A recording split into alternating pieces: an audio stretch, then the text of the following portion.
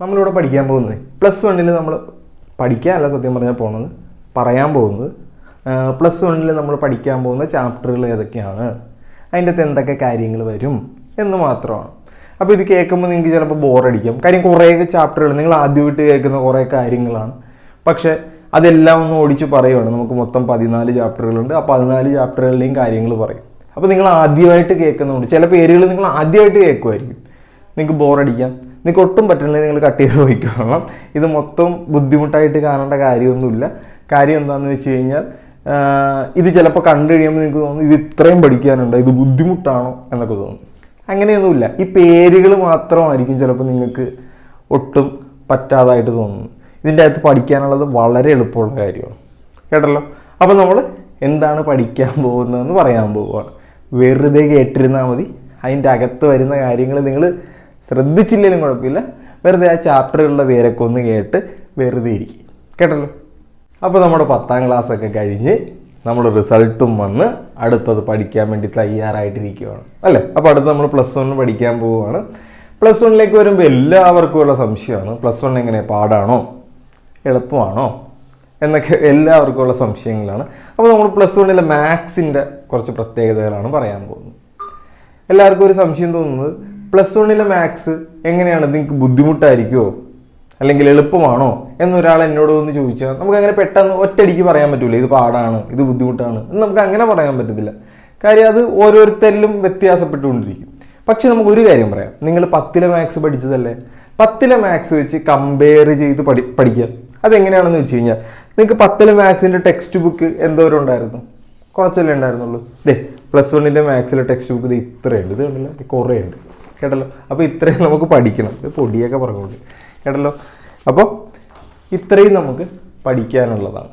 അപ്പോൾ +1 ഏത് സബ്ജക്റ്റുകളാണെങ്കിലും അതിൻ്റെ NCERT ടെക്സ്റ്റ് ബുക്ക് നിങ്ങൾക്ക് കിട്ടും. ഇപ്പോൾ ഞാൻ കാണിച്ചത് നിങ്ങൾക്ക് NCERT ടെക്സ്റ്റ് ബുക്കാണ്.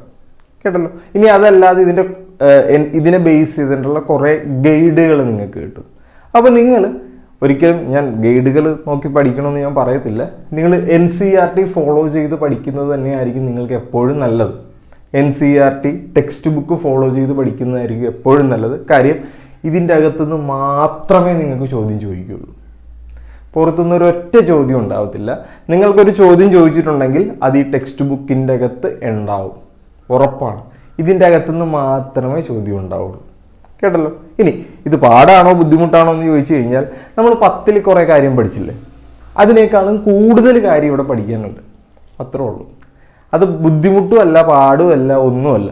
നിങ്ങൾ 10ൽ എന്തോരം കാര്യങ്ങൾ പഠിച്ചോ അതിനേക്കാളും കൂടുതൽ കാര്യങ്ങൾ ഇവിടെ പഠിക്കാനുണ്ടെന്ന് മാത്രം. കുറച്ചധികം പഠിക്കാനുണ്ട്, ഇത്രേ ഉള്ളൂ. പിന്നെ ബുദ്ധിമുട്ടാണോ എന്നൊക്കെ ചോദിച്ചു കഴിഞ്ഞാൽ ഞാൻ പറയും ഭയങ്കര എളുപ്പമാണ്, വലിയ പാടുള്ള കാര്യമൊന്നുമല്ല. നിങ്ങൾക്കിത് പഠിച്ചു തുടങ്ങുമ്പോൾ തന്നെ മനസ്സിലാവും ഇത് ഭയങ്കര എളുപ്പമാണ്. പക്ഷേ നമ്മൾ കുറച്ച് പഠിക്കണം, കുറച്ചധികം പഠിക്കാനുണ്ട്. കുറച്ച് ആദ്യം മുതൽ തന്നെ പഠിച്ചു പോയാൽ മാത്രമേ നമുക്കിത് കൃത്യമായിട്ട് ഈ മാത്സ് എന്ന് പറയുന്ന സബ്ജക്റ്റിനൊന്നും മടക്കി കൂട്ടിയൊക്കെ എടുക്കാൻ പറ്റുള്ളൂ. കേട്ടല്ലോ? അപ്പോൾ +1 നമുക്ക് നിങ്ങൾ പഴയ ടെക്സ്റ്റ് ബുക്ക്, ഇപ്പോൾ എല്ലാവർക്കും പുതിയ ടെക്സ്റ്റ് ബുക്ക് കിട്ടണമെന്നില്ല, നിങ്ങൾ പഴയ ടെക്സ്റ്റ് ബുക്ക് എടുത്ത് നോക്കിയാൽ അതിൻ്റെ അകത്ത് മൊത്തം 16 ചാപ്റ്ററുകളുണ്ട്. 16 ചാപ്റ്ററുകൾ. ഈ 16 ചാപ്റ്ററുകൾ നിങ്ങൾ പഴയ ടെക്സ്റ്റ് ബുക്ക് നോക്കിയാണ് പഠിക്കാൻ പോകുന്നതെങ്കിൽ അതിൻ്റെ അകത്ത് നിന്ന് ഒരുപാട് പോർഷൻസ് എടുത്ത് മാറ്റിയിട്ടുണ്ട്. അപ്പോൾ കഴിവതും നിങ്ങൾ പുതിയ ടെക്സ്റ്റ് ബുക്കുകൾ നോക്കി തന്നെ പഠിക്കാൻ നോക്കുക. ഒരുപാട് പഴയതെടുത്ത് പഠിച്ചു കഴിഞ്ഞാൽ അതിൻ്റെ അകത്ത് നിന്ന് കുറേ ചാപ്റ്ററുകളും പോർഷൻസൊന്നും എടുത്ത് മാറ്റി കാണത്തില്ല. അപ്പോൾ കഴിയുന്നതും കഴിഞ്ഞ തവണത്തെ ടെക്സ്റ്റ് ബുക്കോ അല്ലെങ്കിൽ പുതിയ ടെക്സ്റ്റ് ബുക്കോ ബേസ് ചെയ്ത് പഠിക്കുക. കാര്യം എന്താണെന്ന് വെച്ച് കഴിഞ്ഞാൽ നിങ്ങൾക്ക് മൊത്തം 16 ചാപ്റ്ററുകളില്ലേ, ഈ 16 ചാപ്റ്ററുകളിൽ എന്ത് ചെയ്യാ സാധനം, ഈ പ്രിൻസിപ്പിൾ ഓഫ് മാത്തമാറ്റിക്കൽ ഇൻഡക്ഷൻ അത് നമുക്ക് പഠിക്കാനില്ല. 4ാമത്തെ ചാപ്റ്റർ ഫുള്ള് ഒഴിവാക്കി. അതുപോലെ മാത്തമാറ്റിക്കൽ റീസണിങ് 14ാമത്തെ ചാപ്റ്റർ, അതായത് 4ാമത്തെ ചാപ്റ്ററും 14ാമത്തെ ചാപ്റ്ററും നമുക്ക് പഠിക്കാനില്ല, അതെടുത്ത് മാറ്റി. ഇപ്പം നിങ്ങളുടെ കയ്യിലിരിക്കുന്ന ടെക്സ്റ്റ് ബുക്കിൽ അതുണ്ടെങ്കിൽ അത് നിങ്ങൾ പഠിക്കണ്ട. അതുകൂടാതെ തന്നെ മൊത്തം 16 ചാപ്റ്ററിൽ ഇത് 2 പോയി കഴിഞ്ഞാൽ ബാക്കി 14 ചാപ്റ്ററുകൾ. ഈ 14 ചാപ്റ്ററിൻ്റെ അകത്തുനിന്നും അവിടുന്ന് ഇവിടുന്നൊക്കെ കുറേ സാധനങ്ങൾ എടുത്ത് കളഞ്ഞിട്ടുണ്ട്. കേട്ടല്ലോ? അപ്പോൾ കുറേ പോർഷൻസ് ഡിലീറ്റഡ് ആണ്, അത് നോക്കി വേണം പഠിക്കാൻ. ഇനി നമ്മൾ കൂടുതൽ കാര്യങ്ങളൊന്നും പറയുന്നില്ല, നിങ്ങൾക്ക് എന്തൊക്കെയാണ് പഠിക്കാനുള്ളതെന്ന് ഒന്ന് പറഞ്ഞുതരാം, ഇത്രേ ഉള്ളൂ. അല്ലാതെ വലിയ കാര്യങ്ങളൊന്നും നമ്മൾ പറയുന്നില്ല. ഒന്നാമത്തെ നിങ്ങളുടെ ചാപ്റ്ററിന്റെ പേര് സെറ്റ്സ് എന്നാണ്. സെറ്റ് എന്ന് പറഞ്ഞാൽ നിങ്ങൾ ആദ്യമായിട്ട് പഠിക്കാൻ പോകുന്ന ഒരു കാര്യമാണ്, നിങ്ങൾ ഇതിനു മുമ്പ് പഠിച്ചിട്ടില്ല, അതുകൊണ്ട് നിങ്ങൾക്ക് ഭയങ്കര എളുപ്പമായിരിക്കും, വളരെ എളുപ്പമുള്ളൊരു ചാപ്റ്ററാണ്. ഇനി നോക്കിയേ, സെറ്റ് കഴിഞ്ഞ് നിങ്ങൾക്ക് പഠിക്കാനുള്ളത് റിലേഷൻസ് ആൻഡ് ഫങ്ഷൻസ് എന്ന് പറഞ്ഞൊരു ചാപ്റ്ററാണ്. അതായത് എക്സ് വെച്ചും വൈ വെച്ചും കുറേ കാര്യങ്ങളൊക്കെ എഴുതി നമ്മൾ പഠിക്കുന്നൊരു ചാപ്റ്ററാണ്. ഏകദേശം ഇതിൻ്റെ കണ്ടിന്യൂവേഷൻ ആണെന്നൊക്കെ പറഞ്ഞ് നമുക്ക് പഠിക്കാൻ പറ്റുന്നൊരു ചാപ്റ്ററാണ്. മൂന്നാമത്തെ ചാപ്റ്ററിൻ്റെ പേര് ട്രിഗ്നോമെട്രിക് ഫങ്ഷൻസ്. നമ്മൾ കഴിഞ്ഞ തവണ 10ൽ പഠിച്ച sine x, cos x, tan x ഒക്കെ ഇല്ലായിരുന്നു, അതിൻ്റെ ബാക്കിയായിട്ട് ഇപ്രാവശ്യം പഠിക്കാനുള്ളതാണ്. ഇത് ഇങ്ങനെ പല പല സെറ്റായിട്ട് എഴുതി വെച്ചിരിക്കുന്നതിന് കുറച്ച് കാര്യങ്ങളുണ്ട്. അപ്പോൾ ആദ്യത്തെ സെറ്റിൽ വരുന്നത് ഇത് 3 കേട്ടല്ലോ. ഇത് 3 വെച്ച് കമ്പയർ ചെയ്ത് പറഞ്ഞു കഴിഞ്ഞാൽ ഇത്തിരി നമുക്ക് പഠിക്കാനുള്ളത് ഇതിൻ്റെ അകത്താണ്. ഏതിൻ്റെ അകത്താണ്? ട്രിഗ്നോമെട്രിക് ഫങ്ഷൻസിൻ്റെ അകത്ത്. ഇത് വളരെ എളുപ്പമാണ്. അതിനേക്കാളും കുറച്ചുകൂടി പഠിക്കാനുള്ളതാണ് റിലേഷൻ ആൻഡ് ഫങ്ഷൻസ്. അതിനേക്കാളും കുറച്ചുകൂടി പഠിക്കാനുള്ളതാണ് ട്രിഗ്നോമെട്രിക് ഫങ്ഷൻസ്, സൈനും കോസും ടാനൊക്കെ. കേട്ടല്ലോ, മനസ്സിലായല്ലോ. ഇത് കഴിഞ്ഞിട്ട് നമ്മളിത് 4ാമത്തെ ചാപ്റ്റർ ഒഴിവാക്കി എന്നാണ് പറയുന്നത്. ഈ സെക്ഷന് മുഴുവനായിട്ട് പറയുന്ന പേര് 5, 6, 7, 8, 9. ഈ സെക്ഷന് മുഴുവനായിട്ട് പറയുന്ന പേര് ഓൾജിബ്ര എന്ന്. അതായത് ഇവിടെയാണ് നമ്മൾ എക്സുകൾ കൂട്ടുക, കുറയ്ക്കുക, എക്സ് സ്ക്വയർ എടുക്കുക, വൈ ക്യൂബ് എടുക്കുക, അങ്ങനെ കുറേ കാര്യങ്ങൾ പഠിക്കുന്നു. അപ്പോൾ ഇതെല്ലാം ഏകദേശം ഒരു സെക്ഷൻ്റെ കീഴിൽ വരുന്നതാണ്. ഇതിൻ്റെ അകത്ത് ആദ്യം പഠിക്കുന്ന കാര്യം കോംപ്ലക്സ് നമ്പേഴ്സ് എന്ന് പറയുന്ന ഒരു ചാപ്റ്ററാണ്.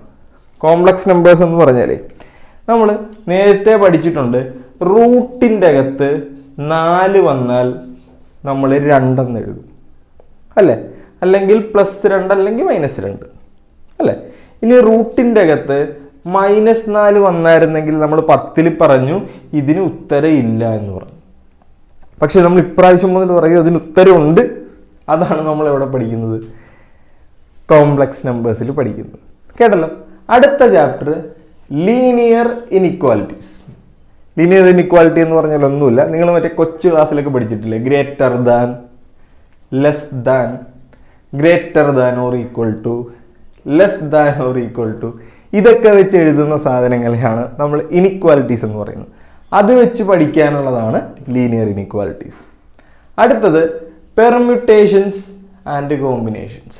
നിങ്ങളുടെ കയ്യിൽ ഇപ്പോൾ ഒരു സയൻറ്റിഫിക് കാൽക്കുലേറ്റർ കിട്ടിയിട്ടുണ്ടാവും, അല്ലെങ്കിൽ ചേട്ടന്മാരും ചേച്ചിമാരൊക്കെ ഉപയോഗിക്കുന്നത് കണ്ടിട്ടുണ്ടാവും.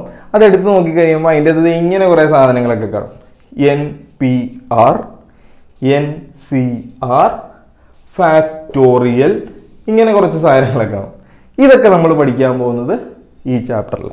അതായത് നിങ്ങളോട് ഞാനൊരു ചോദ്യം ചോദിക്കുകയാണ്. ഒരു റൂമിൽ മൊത്തം 20 പേരുണ്ട്. അവരങ്ങോട്ടും ഇങ്ങോട്ടും ഷെയ്ക്ക് ഹാൻഡുകൾ കൊടുത്തു. അപ്പം മൊത്തം എത്ര ഷെയ്ക്ക് ഹാൻഡുകളാ എന്താണ് നമ്മുടെ റൂമിലുണ്ടായി എന്ന് ചോദിച്ചു കഴിഞ്ഞാൽ അതെങ്ങനെ പെട്ടെന്ന് ചെയ്യാം? മനസ്സിലായോ? ഇങ്ങനെയുള്ള ചോദ്യങ്ങളൊക്കെയാണ് നമ്മൾ എന്തിൻ്റെ അകത്ത് പഠിക്കുന്നത്? പെർമ്യൂട്ടേഷൻസ് ആൻഡ് കോമ്പിനേഷൻസിൽ പഠിക്കുന്നത്. ഇനി അടുത്തത് ഭയങ്കര എളുപ്പമാണ്, ബൈനോമിയൽ തിയറം. ബൈനോമിയൽ തിയറം നമ്മൾ കൊച്ചു ക്ലാസ്സിൽ പഠിച്ചിട്ടുണ്ട്. A+B² എന്ന് പറഞ്ഞാൽ A² + 2AB + B² ആണ്. A+B³ കുറച്ച് പേർക്കൊക്കെ അറിയാം. A+B⁴ A+B⁻10 A+B⁻100. ഇതൊക്കെ പഠിക്കുന്നതാണ് ബൈനോമിയൽ തിയറത്തിൽ. കേട്ടല്ലോ. ഇനി അടുത്തത് sequence and series. Sequence and series എന്ന് പറഞ്ഞാൽ നമ്മൾ 10ാം ക്ലാസ്സിൽ പഠിച്ച അരിത്തമെറ്റിക് സീക്വൻസ് ഇല്ലേ, അരിത്തമെറ്റിക് സീക്വൻസ്, അതും അതിൻ്റെ കുറച്ചുകൂടി ബാക്കിയുള്ളതാണ് എന്ത്? Sequence and series. അതിൻ്റെ അരിത്തമെറ്റിക് സീക്വൻസ് എടുത്ത് മാറ്റിയിട്ടുണ്ട്, എന്തായാലും പോട്ടെ. നമ്മൾ 10ാം ക്ലാസ്സിൽ പഠിച്ച നമ്മുടെ അരിത്തമെറ്റിക് സീക്വൻസിൻ്റെ ബാക്കി പഠിക്കാനുള്ളതാണ് ഏത്? ഇത്. ഭയങ്കര എളുപ്പമാണ്, വലിയ ബുദ്ധിമുട്ടുള്ളതൊന്നുമല്ല. അപ്പോൾ 9 ആയല്ലോ. ഇതാണ് അടുത്ത സെക്ഷൻ. ഇനി അത് കഴിഞ്ഞിട്ട് ഞാൻ ഇവിടെ ഒരു 3 എഴുതി വെച്ചിട്ടുണ്ട്. കേട്ടല്ലോ. ഇതിനെ പറയുന്ന പേര് കോർഡിനേറ്റ് ജോമെട്രി എന്ന്. അതായത് നമ്മൾ 10ൽ പഠിച്ച കാര്യമില്ലേ, കോർഡിനേറ്റ്സ് 2, 3. അതായത് ഇങ്ങനെ ഇങ്ങനെ പോയിൻ്റൊക്കെ ഇട്ട് 2, 3 പോയിൻ്റാണ്, 5, 6 പോയിൻ്റാണ്, ഇത് തമ്മിലുള്ള ഡിസ്റ്റൻസ് എങ്ങനെ കണ്ടുപിടിക്കും, അങ്ങനെയുള്ള കാര്യങ്ങളൊക്കെ പഠിച്ചിട്ടില്ലേ. ഈ 3 ചാപ്റ്ററുകളും അതിനെ ബേസ് ചെയ്തുകൊണ്ടാണ്. ഒന്ന് സ്ട്രെയിറ്റ് ലൈൻസ്, ലൈനുകളെക്കുറിച്ചും ലൈനുകളുടെ ഡിസ്റ്റൻസിനെ കുറിച്ചും ലൈനുകളുടെ ഇൻ്റർസെക്ഷനെ കുറിച്ചൊക്കെ പഠിക്കുന്ന ചാപ്റ്റർ. അടുത്തത് കോണിക് സെക്ഷൻസ്. നമ്മൾ സർക്കിളൊക്കെ പഠിച്ചില്ലേ, സർക്കിള് അല്ലെങ്കിൽ ട്രയാങ്കിൾ, റെക്റ്റാങ്കിൾ, അതുപോലെ കുറേ ഫിഗറുകൾ പഠിച്ചിട്ടില്ലേ. അതുപോലെ കോണിൻ്റെ കുറേ ഫിഗറുകളുണ്ട്. നിങ്ങൾ പേര് കേട്ടിട്ടുണ്ടാവും. ഇപ്പോൾ ഒരു എലിപ്സ്, എലിപ്റ്റിക്കൽ ഫിഗർ എന്നൊക്കെ കേട്ടിട്ടില്ലേ. അല്ലെങ്കിൽ പരാബോള, നിങ്ങൾ മറ്റേ ഫിസിക്സിലൊക്കെ പഠിച്ചിട്ടില്ലേ. ഒരു ഏറ്റവും ദൂരത്തിൽ ഒരു പന്ത് എറിയണമെങ്കിൽ അത് എത്ര ഡിഗ്രി ആംഗിളിൽ എറിയണം? 45 ഡിഗ്രി ആംഗിളിൽ എറിയണം. അങ്ങനെ 45 ഡിഗ്രിയിൽ ആംഗിളിൽ എറിഞ്ഞാൽ അത് പോകുന്ന പാത്ത് ഒരു പരാബോള ഷേപ്പിലായിരിക്കും. ഇങ്ങനെ കുറച്ച് ഷേപ്പുകളുണ്ട്. അതാണ് കോണിക് സെക്ഷനിൽ പഠിക്കുന്നത്. ഇത് ഇൻട്രൊഡക്ഷൻ ടു 3D എളുപ്പമുള്ള വേറൊരു ചാപ്റ്ററാണ്. നമ്മൾ കഴിഞ്ഞ തവണ പഠിച്ചത് ഇങ്ങനെ 2, 3 എന്ന് പറയുന്ന 2 പോയിന്റുകളല്ലായിരുന്നോ, അല്ലെങ്കിൽ 2 നമ്പറുകളല്ലേ ഉപയോഗിച്ചിട്ടുണ്ടിരുന്നത്. ഇവിടെ ഒരു നമ്പർ കൂടി വരും, 2, 3, 5. അതായത് 3 ഡയമെൻഷണൽ ജോമെട്രി നമ്മൾ പഠിക്കുകയാണ്.